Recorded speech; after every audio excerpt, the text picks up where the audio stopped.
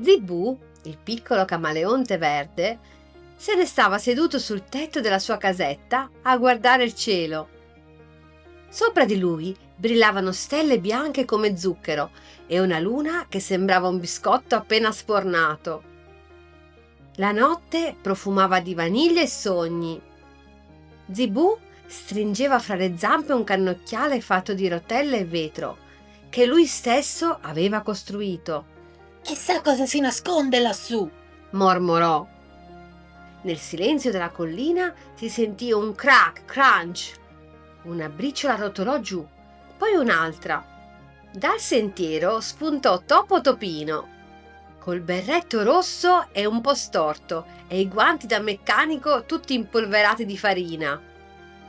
Ehi Zibù, indovina un po'? Ho trovato qualcosa che ti piacerà.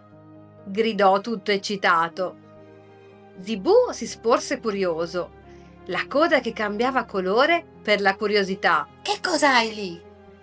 Topo Topino sollevò un enorme biscotto rotondo con 2 piccole ruote di liquirizia ai lati. Il biscotto razzo! Se lo scaldi abbastanza vola! Zibù rise. Allora mettiamolo alla prova!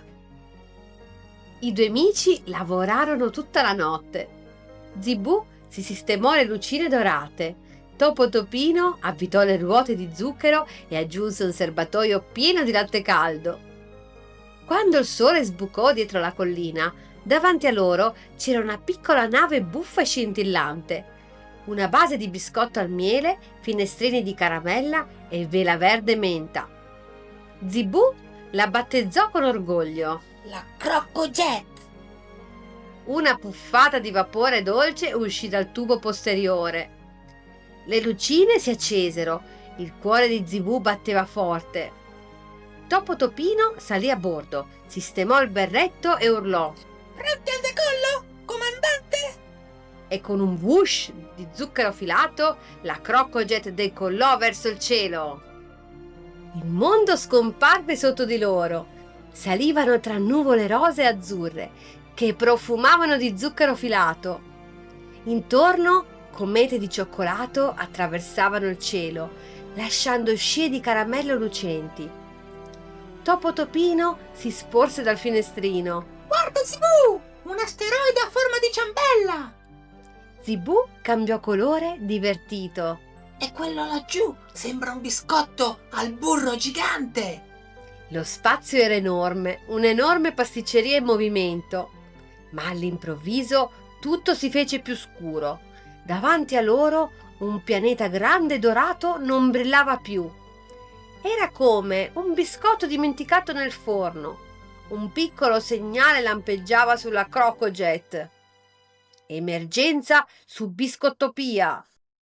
Atterrarono su una collina di pasta frolla. Il suolo si sgretolava sotto i piedi e un vento freddo di vaniglia soffiava tra alberi di zucchero filato spenti. Zibù toccò una foglia, si sbriciolò come ghiaccio. Topo Topino guardò il cielo. Il sole sciroppo era pallido e tremolante. Una piccola voce si fece sentire da un barattolo di cacao vuoto. Aiuto! Il calore se n'è andato! Era Greta Gramp, un minuscolo criceto di Biscottopia, con la pelliccia fatta di briciole dorate. Il sole si è addormentato e senza di lui i nostri biscotti diventano duri e tristi. Zibù inclinò la testa pensieroso. Allora dobbiamo svegliarlo. Topo Topino batté le mani. Andiamo a salvare il pianeta più dolce dell'universo. Greta li guidò in cima alla montagna del burro fuso.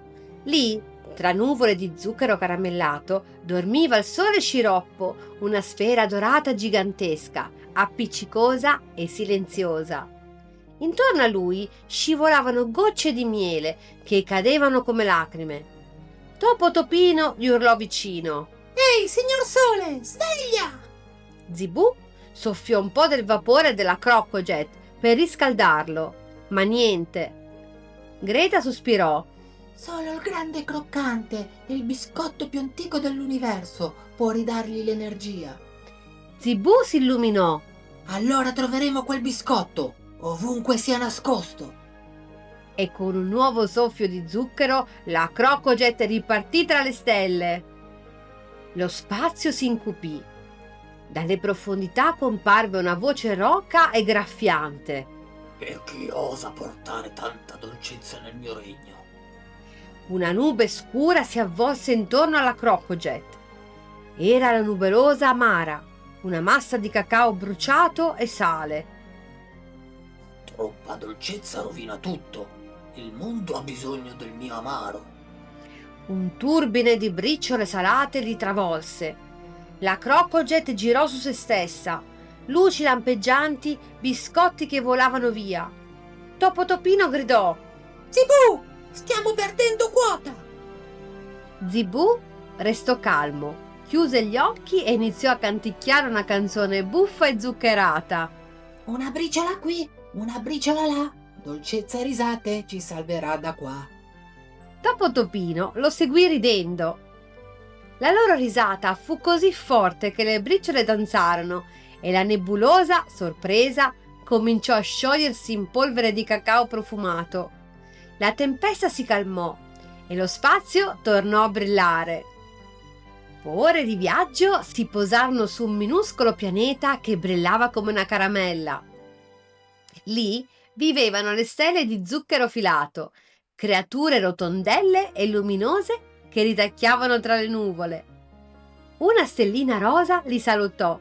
State cercando il grande croccante? Zibù annui. Sì, per salvare Biscottopia. La stellina roteò su se stessa e indicò un fiume di glassa scintillante. Seguite le scia delle briciole dorate, ma fate attenzione al buco del latte. Solo i veri amici riescono ad attraversarlo. Le stelline lanciarono loro un sacchetto di polvere di zucchero. Vi terrà caldi nel buio. La Crocojet decollò di nuovo, lasciando dietro di sé una scia color arcobaleno.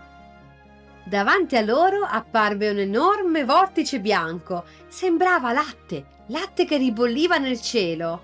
È il buco del latte! Gridò Topo Topino. La Crocojet fu risucchiata dentro. Girarono come biscotti immersi in una tazza calda. Poi splash! Sbucarono in uno spazio dorato, silenzioso e pieno di profumo di miele. Al centro fluttuava una montagna di biscotti intrecciati e in cima un biscotto grande quanto una casa, il grande croccante.